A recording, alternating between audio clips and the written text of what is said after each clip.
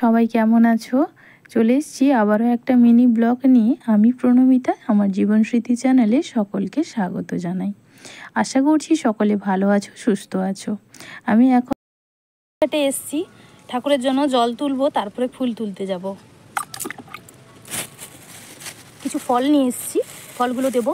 আজকে মা মনসার পুজো করবো। জানি না কে কীভাবে পুজো করো, তবে আমাদের এদিকে যেভাবে মনসা পুজো হয় আমি সেটাই আজকে তোমাদের সাথে শেয়ার করবো।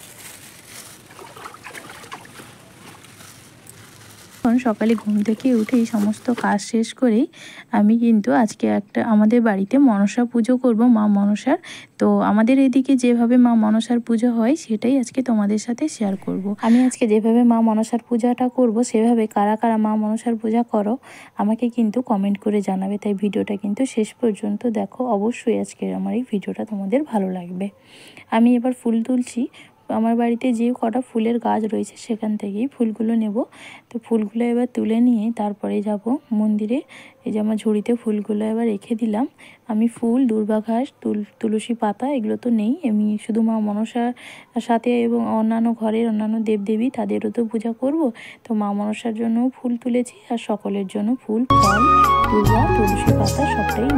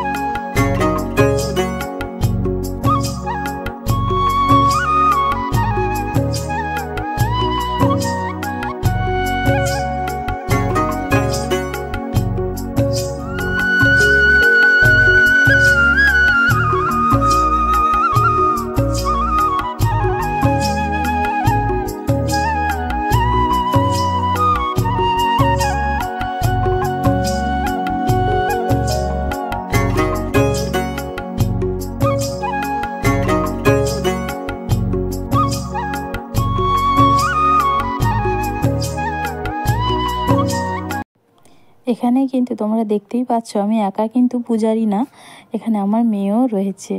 এবার তাকে নিয়ে আমাকে সবটা করতে হচ্ছে। ও স্কুল থেকে চলে এসেছিলো, আমার সেদিনও অন্যান্য কাজ যেহেতু ছিল, তো তার জন্য আমার পূজা করতে একটু দেরিও হয়ে গেছিলো।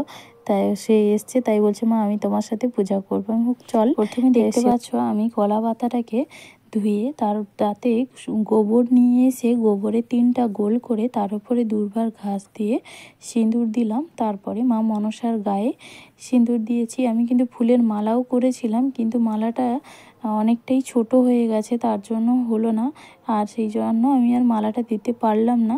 তো এরপরে আমি ফুল দিয়ে সাজিয়ে দিলাম। তারপরে আবার মায়ের থালাতেও কিন্তু কলা পাতা দিয়েছি, যেহেতু দুধ দেবো। অনেকে মায়ের গায়ে যখন দুধটা ঢালা হয় সেখানে কিন্তু কলা, মিষ্টি এই সমস্ত কিছু ভালো করে মেখে কিন্তু তারপরেই দুধটা ঢালে। কিন্তু আমার মায়েদেরকে আমি দেখেছি তারা যখনই দুধটা ঢালতো এমনি প্লেন দুধ, তাতে মিষ্টি দিয়ে ঢালতো, আর সেখানে কিন্তু কোনো কলা বা কোনো কিছু মাখিয়ে দিত না। এমনি থালার মধ্যে মাকে ফল, বিশেষ করে কলা তো অবশ্যই থাকবে, মিষ্টি, দুধ এগুলো দিয়েই ভালো করে থালাটা ভর্তি করে তার উপর দুধ দিত আর মাকে দুধে স্নান করাতো। সেইভাবেও আমিও করি, কিন্তু আমার শ্বশুর বাড়ির দিকে এরকম, আমার বাড়িতে যেটা হয় এরকম কলা সব মাখিয়ে তারপরে মায়ের গায়ে ঢালে। তো আমি সেভাবে আমি দিই না, আমি আমি আমার মায়েরা যেভাবে করতো আমি সেভাবে করেই কিন্তু পূজাটা করি। আর এইভাবে কারা কারা এরকমভাবে পূজা করো আমাকে কিন্তু অবশ্যই কমেন্ট করে জানাবে। আমি জানি না এভাবে কারা পূজা করে, তবে আমাদের এদিকে এরকম কিন্তু চল রয়েছে। এরকমভাবেই আমি মা মনসার পূজাটা শেষ করলাম।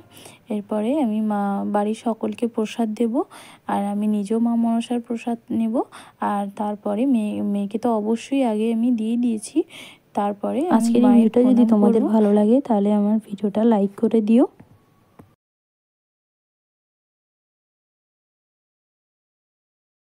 তোমাদের সাপোর্ট ছাড়া কখনোই আমি এগোতে পারবো না। তাই আশা করব সকলে একটু সাপোর্ট করবে। সকলে ভালো থেকো, সুস্থ থেকো, দেখা হবে একটা নতুন ভিডিওতে। আজকের মতন টাটা।